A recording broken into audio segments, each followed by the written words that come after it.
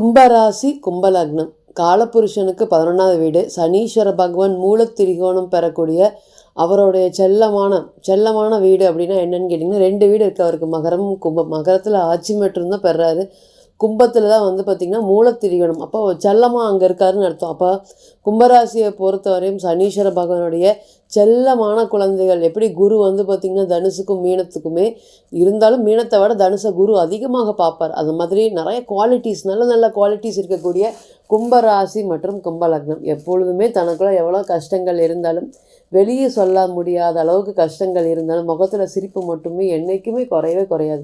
10 வருஷத்துக்கு முன்னாடி எப்படி பார்த்துருந்தனோ அதே மாதிரி ஒரு துளி பந்தா, ஒரு துளி கர்வம், எல்லா விஷயம் தெரிஞ்சிருக்குங்க கும்பத்துக்கு. ஆனால் வெளிக்காட்டிக்கவே மாட்டாங்க. எனக்கு இது தெரியும் தெரியாதுன்னு எதையுமே பேச மாட்டாங்க. யார் ஒருத்தங்க அட்வைஸ் சொன்னாலுமே கேட்டுக்குவாங்க. நீ இவ்வளோ தான் இருக்குது, நீ இவ்வளோ தான் படிச்சிருக்க, உனக்கு பொருளாதாரத்தில் சம்பாதிக்கிறதுக்கு இது இல்லை அப்படிங்கிற மாதிரி எந்த ஒரு குறையும் சொல்லாமல் என்ன எதிர்பார்த்துக்கிட்டு இருக்குதோ அதை அப்படியே அக்செப்ட் பண்ணிக்குவாங்க.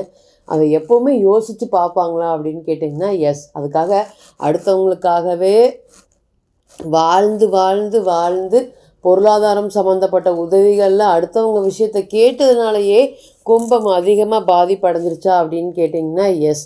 மனசுக்கு என்ன பிடிச்சதோ அப்போல்லாம் அதை செஞ்சுட்டு இருந்தீங்க, அன்றைக்கெல்லாம் நிம்மதியான வாழ்க்கையை வாழ்ந்துட்டு இருந்தீங்க. இன்றைக்கி எப்போ அடுத்தவங்க பின்னாடி போனீங்களோ அன்றைக்கே பார்த்திங்கன்னா உங்களுடைய வீழ்ச்சிகள் ஆரம்பிச்சிச்சு. நிறைய விஷயங்கள் சுற்றிக்கிட்டே இருக்கேன். 1000 பேர் பார்த்திங்கன்னா எனக்கு அகெயின்ஸ்டாக பேசுகிறாங்க.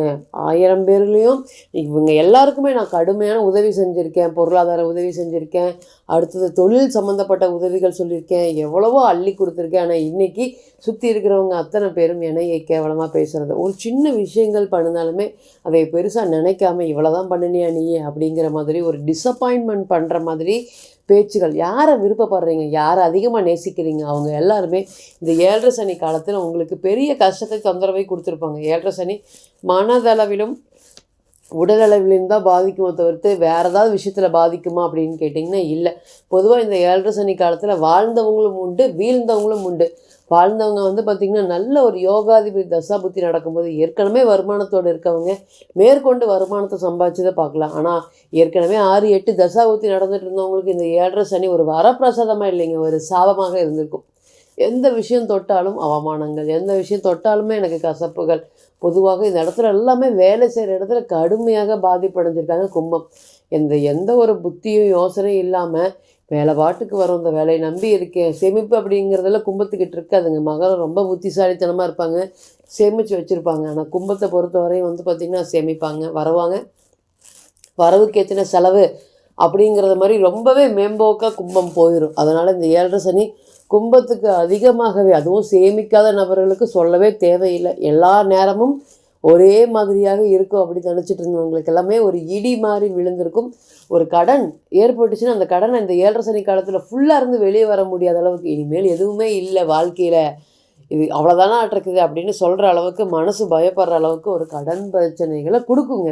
கொடுக்காம போகுமானா கொடுக்காது. நல்லவங்க பார்த்திங்கன்னா நல்ல தசாபுத்தி இருக்கக்கூடிய நபர்கள் அனைவருக்குமே இந்த கடன் ஏற்பட்டாலும் அதில் மீண்டு வெளியே வந்துடுவாங்க. 6-8 தசாபுத்தி நடத்துகிறவங்க இந்த மாதிரி கடன் ஏற்பட்டால் தத்தளிச்சிட்டு இருக்கிறத நம்ம பார்க்க முடியுது. நிறையா பிரச்சனைகள்.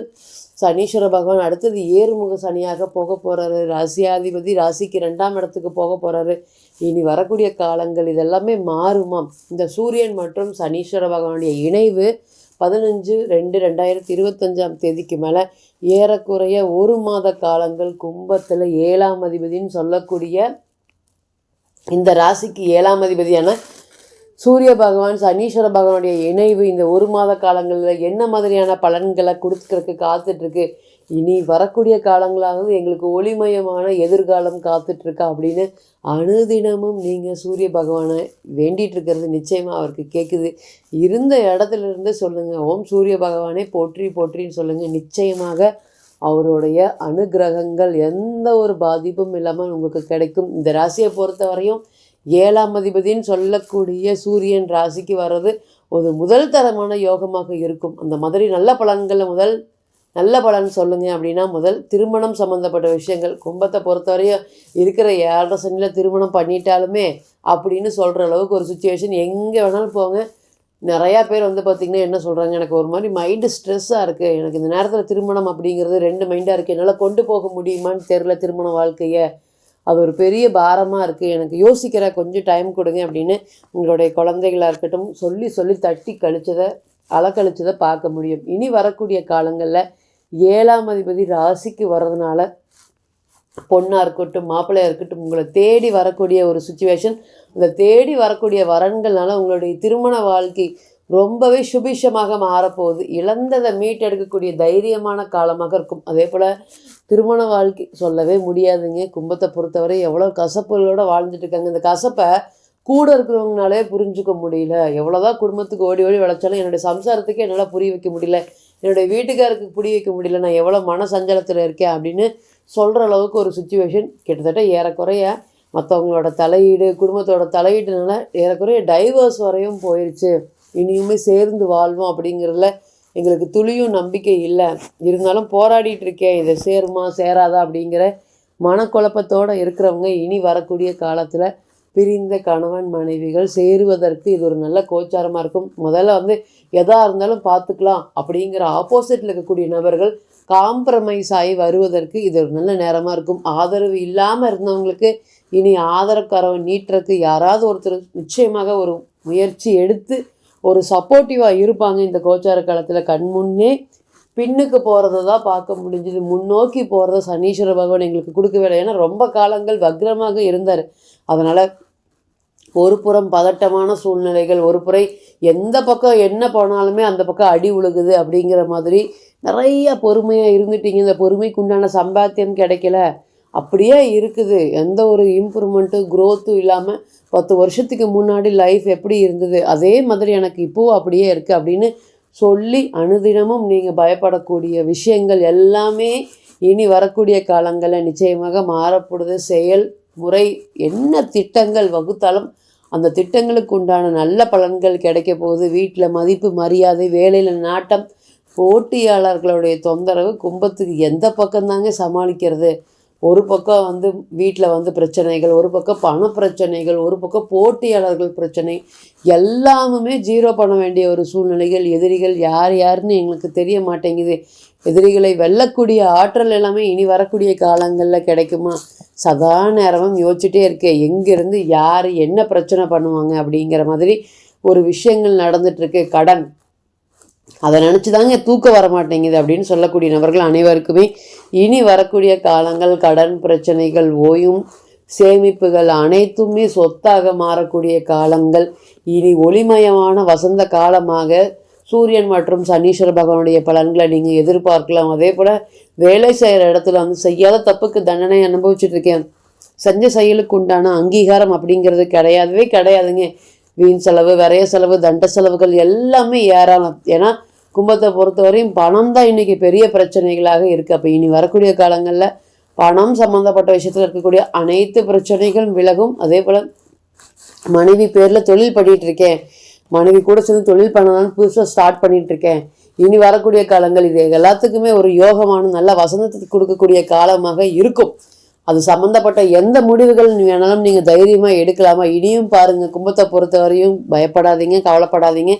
இருந்ததுலேருந்து அடுத்த ஸ்டேஜுக்கு கண்டிப்பாக போகிறதுக்கு உண்டான பலன்களை நிச்சயமாக எதிர்பார்த்து கொடுப்பார். திடீர் செய்தி, அதிர்ஷ்டங்கள் சார்ந்த எண்ணங்கள் எல்லாமே இனி வரக்கூடிய காலங்களில் உங்களுக்கு அதிகரிக்கும். தைரியம், தன்னம்பிக்கை, துணிச்சல், செயல்திறன், வேகம், விவேகம், கவலை இல்லாமல் ஒரு நாளையும் அடுத்தது எப்படி பாசிட்டிவாக எனர்ஜெட்டிக்காக கடக்கலாம் அப்படிங்கிற இன்றைக்கெல்லாம் பார்த்தீங்கன்னா உங்களுக்கு ரொம்ப பாசிட்டிவ் வந்திருக்கு. 7.5 சனி கிட்டத்தட்ட முடிகிற இடத்துல இதுக்கு மேலே வாழ்க்கையில் என்ன இருக்குது, இதுவே பார்த்துட்டோம், அடுத்த ஸ்டெப்பு போகலாம் அப்படிங்கிற பாசிட்டிவ் எண்ணங்களோடு இருக்கக்கூடிய கும்பராசி மற்றும் கும்பலக்னத்துக்கு இனி வரக்கூடிய காலங்கள் சனீஸ்வர பகவானும் ஒரு ஏறுமுக சனியாக இருக்கார். ராசிக்கு 5ஆம் இடத்துல குரு பயிற்சி அடிக்க போகிறாரு. தொல்லை கொடுத்துட்டு இருந்த ராகுவும் குருவும் உங்கள் ராசியை விட்டு கடக்க போகிறாங்க. உங்கள் லக்னத்துக்கு 2ல் இருந்தாலும் சரி, ராசிக்கு 2ல் இருந்தாலும் சரி, ராகுக்கு எது பயிற்சியுமே உங்களுக்கு ஒரு முதல் தர யோகத்தை கொடுக்கறதுக்கு காத்துட்ருக்கு. இந்த அளவுக்கு 7.5 சனி அளவுக்கு ஒரு கடுமையான பாதிப்பை இனி வரக்கூடிய காலங்களில் எந்த கிரகமும் உங்களுக்கு கொடுக்காது. அதனால் முன்னோக்கி போகிறதுக்கும் முன்னோக்கி செல்றதுக்கும் பொருளாதார ஏற்றங்களுக்கும் இனி வரக்கூடிய காலங்கள் ஒரு பொன்னான ஒரு யோகமான காலங்களாக இருக்கும் அப்படிங்கிறதுல எந்த ஒரு மாற்றமும் இல்லை. இப்போ நீங்கள் கேட்டுட்டு இருந்த அனைத்துமே கோச்சார பலன்கள் தான்.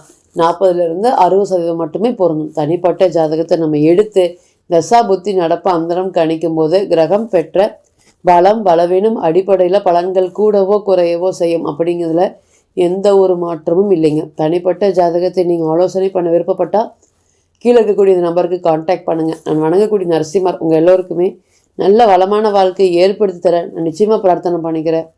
மீண்டும் ஒரு பதிவில் உங்களிடம் சந்திக்கும் வரை உங்களிடமிருந்து விடைபெறுவது உங்கள் அஸ்ட்ரோ புவனேஸ்வரி. நன்றி, வணக்கம்.